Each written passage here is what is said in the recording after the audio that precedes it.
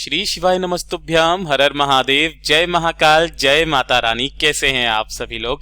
इस नवरात्रे में माता रानी आपकी सारी मनोकामनाएं पूरी करे, यही मैं माता रानी से प्रार्थना करता हूं। देखिए, आप सभी को पता है कि चैत्र नवरात्रे के बहुत ही प्यारे और पावन से दिन चल रहे हैं और कल है चैत्र नवरात्रा की पंचमी तिथि का दिन, 5वां दिन। और ये 5वें दिन का उपाय आप सभी लोगों को कल के दिन जरूर करना है। पूरे साल में सिर्फ एक ये ऐसा दिन आता है नवरात्रि की पंचमी तिथि, जिस दिन इस उपाय को किया जाता है। आपका पूरा परिवार जीवन भर खुश रहेगा। परिवार में किसी भी तरीके का कोई संकट आ रहा है, किसी तरीके की कोई समस्या है, उन्नति नहीं हो रही है, दुख कष्ट खत्म नहीं हो रहे हैं, क्लेश बहुत ज्यादा हो रहे हैं ना, तो एक छोटा सा उपाय, आम के पत्ते को अपनी हथेली पर रखना और आपकी सारी कामनाएं पूरी जरूर होगी। पूज्य गुरु जी की कथा से सुन करके और समझ करके पूरे उपाय को बड़े ही विस्तार से बताऊंगा, परंतु उससे पहले आप सबसे एक छोटी सी प्रार्थना कि जो लोग पहली बार आए हैं चैनल को सब्सक्राइब जरूर कीजिएगा और वीडियो को लाइक करके देवादिदेव महादेव जी का कोई सा भी प्यारा नाम कमेंट बॉक्स में लिखना मत भूलिएगा। साथ ही साथ माता रानी की जय जरूर लिखिएगा। एक आम का पत्ता लेना है, हथेली पर रखना है। कैसे करना है पूरा उपाय ध्यान से सुनते चले जाना, समझने की कोशिश करना। सबसे पहले बात करते हैं पहले वाले उपाय की। देखिए, काफी सारी माताएं बहनें परेशान होती हैं, काफी सारे कमेंट वगैरह भी आते हैं कि भैया हमें गुरुदेव का वो वाला उपाय बताइए जिसमें पूज्य गुरुजी ने बताया था कि अगर किसी भी बच्चे का विवाह नहीं हो रहा है, विवाह में देरी हो रखी है ना, या फिर वो परेशान रहते हैं कि उनके बच्चों को अच्छा जीवन साथी मिलेगा कि नहीं मिलेगा, उम्र निकलती चली जा रही है, विवाह में देरी हो रही है, परेशान है कि लड़का अच्छा आएगा कि नहीं आएगा, या घर में जो बहू आएगी अच्छी आएगी कि नहीं आएगी, अपने बच्चों के लिए जो जीवन साथी आप देख रहे हो वो उन्हें जीवन भर प्रेम करेगा कि नहीं करेगा। काफी सारी तरीके की समस्याएं उनके दिमाग में उस समय पर चलती है जब उनके विवाह में कोई ना कोई अड़चन आती है या फिर जब भी विवाह की बातें होती है, ठीक है ना। तो विवाह से संबंधित जो भी कामनाएं, चाहे विवाह देरी से हो रहा हो या फिर कुछ भी ऐसी समस्या है ना, तो नवरात्रि की पंचमी तिथि के दिन, केवल एक दिन, अगर इस बार चूके तो आपको अगले नवरात्रि की पंचमी तिथि को करना पड़ेगा, ठीक है। तो नवरात्रि की पंचमी तिथि के दिन आपको क्या करना है, थोड़ा सा लेनी होगी आपको हल्दी। हल्दी कौन सी लोगे, जो पिसी हुई हल्दी होती है ये वाली। और थोड़ा सा लेना होगा आपको कुमकुम। ये चीज ध्यान रखना, सिंदूर और कुमकुम में अंतर होता है, आपको कुमकुम चाहिए। इसी के साथ में आपको चाहिए होगा एक आम का पत्ता। अब आम का पत्ता कितना चाहिए, मात्र एक आम का पत्ता चाहिए आपको, इससे ज्यादा नहीं चाहिए, ठीक है। इस तरीके से आम का पत्ता लेना है और थोड़े से लेने होंगे आपको चावल, ठीक है। जो भी चावल लो पूर्ण होने चाहिए, खंडित नहीं होने चाहिए। एक चुटकी चावल ले लेना। अब पूज्य गुरुजी ने कहा था कि जो भी आप चावल लो, इनमें से कुछ चावलों को तो आपको हल्दी में लपेटना है, मतलब थोड़ी सी चावल जो है ना, एक चुटकी चावल, उनके ऊपर हल्दी लगा लेना, पीले बना लेना। और कुछ चावल जो होंगे उन्हें आपको लाल कर लेना है कुमकुम में लगा करके, यानी कि कुमकुम वाले चावल और हल्दी वाले चावल, दोनों तरीके के चावल आपको बना लेने हैं। बना लोगे। अब आपके परिवार में जो भी बच्चा है ना, जब बच्चा है या बच्ची है जिसकी शादी में देरी हो रही है, विवाह में देरी हो रही है, या फिर उसे मनोवांछित वर की प्राप्ति करनी है, या फिर वो बहुत ज्यादा परेशान है कि भैया मेरे को अच्छा जीवन साथी मिलेगा कि नहीं मिलेगा, तो उनको ये काम करना है। उनको क्या करना है, नवरात्रि की पंचमी तिथि के दिन जब भी समय मिले, सुबह नहाने धोने के पश्चात कभी भी, है ना, तो जो एक आम का पत्ता आपने लिया है, इस आम के पत्ते पर आपको 2 स्वस्तिक बनाने होंगे, ठीक है ना। अब वो 2 स्वस्तिक कैसे होंगे, ध्यान से सुनिएगा। एक स्वस्तिक जो बनाओगे वो बनाओगे आप हल्दी का, ठीक है ना। कुछ इस तरीके से आपको एक स्वस्तिक बनाना है हल्दी का, और जो दूसरा स्वस्तिक बनाओगे वो किसका बनाओगे, कुमकुम का। मैं इसीलिए कलर से भी बना देता हूं ताकि आपको कंफ्यूजन ना हो। एक हल्दी का और एक आपको बनाना है कुमकुम का। जो आपने हल्दी वाले चावल लिए हैं ना, उन हल्दी वाले चावलों को आपको ऊपर रखना होगा,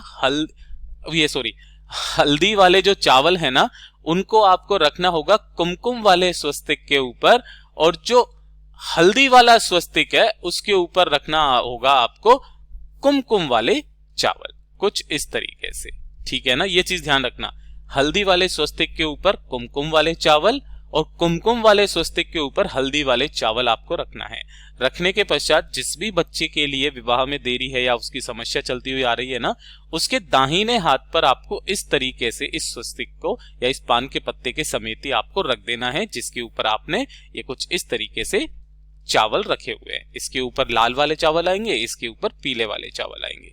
इस तरीके से रख देना है ना। रख देने के पश्चात आपको लेकर के जाना होगा इसे कहां पर, किसी भी नीम के पेड़ के नीचे, और नीम के पेड़ के नीचे जाकर के अपनी कामना कह करके जल्दी विवाह की या मनोवांछित वर की या फिर अपनी जैसी कामना है विवाह से संबंधित वैसी कामना करके नीम के पेड़ के नीचे इस पान के पत्ते को आपको रख करके चले जाना है।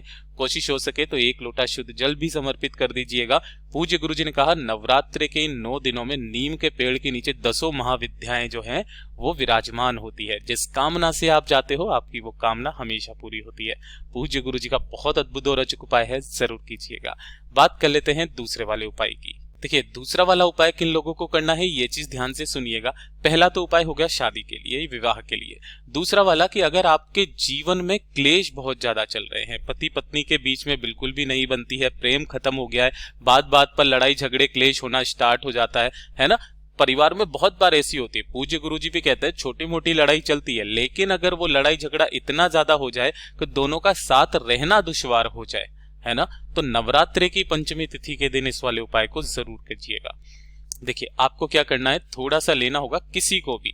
देखिए पूज्य गुरुजी ने दोनों क्रम बताए। अगर कोई पुरुष इस वाले उपाय को करता है ना तो उसे एक ही बार फल प्रदान होता है, लेकिन अगर परिवार की स्त्री इस उपाय को करती है, महिला इस उपाय को करती है ना, तो उसे इसी वाले उपाय का 100 गुना फल प्रदान होता है। इतनी बड़ा महत्व होता है एक स्त्री का, एक महिला का, ठीक है ना। तो आपको क्या करना है, थोड़ा सा पीला चंदन लेना है, 1 चुटकी, इससे ज्यादा नहीं चाहिए, और थोड़ा सा ही लेना होगा आपको शहद। ये जो शहद जितना मीठा होता है ना, ये आपके जीवन में प्रेम रस को घोलता है, ठीक है, और ये उन सभी चीजों का काट करता है जो भी आपके प्रेम में आड़े आ रही है, ठीक। तो आपको ये दोनों लेना है। 1 लोटा शुद्ध जल अपने घर का ले लेना है, एकदम ताजा जल, और इन तीनों को लेकर के आपको जब भी मौका मिले पंचमी तिथि के दिन सुबह शाम को पहुंच जाना बाबा के मंदिर शिवलिंग के पास में।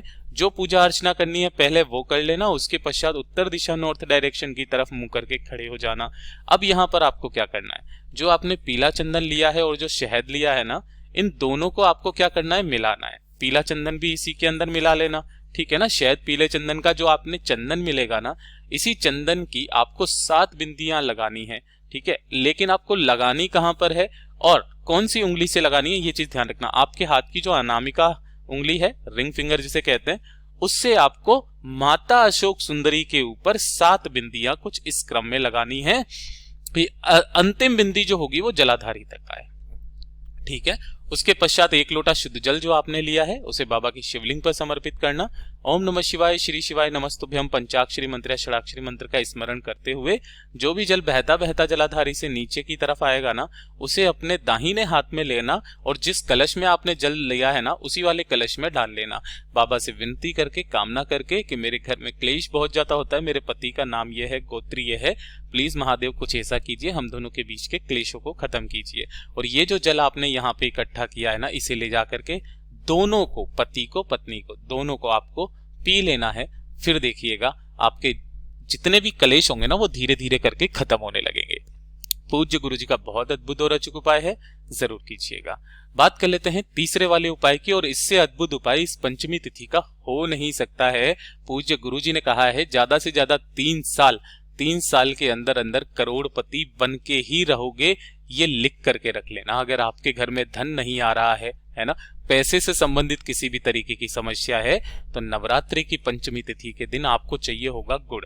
वैसे तो पूज्य गुरुजी ने कहा गन्ने का रस मिल जाए तो बहुत अच्छी बात है, गन्ने का रस नहीं मिलता है तो आपको गुड़ लेनी है। गुड़ के छोटे छोटे आपको 7 टुकड़े कर लेने हैं, ये चीज ध्यान रखना, ठीक है। छोटे छोटे से 7 टुकड़े कर लेना, इस तरीके से कर लोगे, और 1 लोटा शुद्ध जल अपने घर का ले लेना, ठीक है। ये जो जल लोगे ताजा, इसी के अंदर आपको वो गुड़ के 7 टुकड़े डाल लेने हैं। अब घर की स्त्री अगर इस उपाय को करती है तो बहुत बड़ा महत्व है। सुबह स्नान करने के पश्चात जब भी आपको मौका मिले उस वक्त में आपको, यानी कि शाम से पहले आपको ये उपाय कर लेना है। उत्तर दिशा नॉर्थ डायरेक्शन की तरफ मुंह करके खड़े हो जाना है। आपके घर में जहां कहीं पर भी तुलसी जी का गमला है, आपको घर पर ये उपाय करना है। कोशिश हो सके तो एक लंबी बत्ती का, गाय की घी का दीपक जरूर जलाइएगा, जिसकी बत्ती का मुख आपको उत्तर दिशा की तरफ रखना है, ठीक है। उसके पश्चात दोनों हाथों में आपको उस कलश को पकड़ना है। अब ध्यान से सुनिएगा, आपको 7 बार अपना नाम और गोत्र बोल करके 7 बार अपना नाम और गोत्र बोल करके, ये जो गुड़ वाला जल है ना, ये तुलसी माता के जड़ों में आपको सींचना है 7 बार धीरे धीरे। 7 बार नाम गोत्र बोल करके 7 बार आपको ये जल छोड़ना है धीरे धीरे करके। जब आप जल छोड़ देंगे, माता रानी से कामना करके, विनती करके वापस घर के तरफ चले आ जाइएगा। लेकिन छोड़ना कैसे, काफी सारे कंफ्यूज है कि भैया एक साथ पूरे 7 बार ही नाम बोलें या फिर एक बार नाम बोल के थोड़ा सा जल छोड़ें, फिर एक बार नाम बोल करके थोड़ा सा जल छोड़ें। तो हाँ, आपको पहले एक बार अपना नाम और गोत्र बोलना है, जल छोड़ना है, फिर दूसरी बार नाम और गोत्र बोलना है, फिर जल छोड़ना है, फिर तीसरी बार नाम और गोत्र बोलना है, फिर जल छोड़ना है। आपको इसी तरीके से 7 बार करना है। इस पंचमी के दिन करके देख लीजिएगा, फिर देखिएगा आपके जीवन में कितनी उन्नति होती है। पूज्य गुरु जी के ये सभी उपाय बहुत ही ज्यादा खास और अद्भुत है, जरूर कीजिएगा।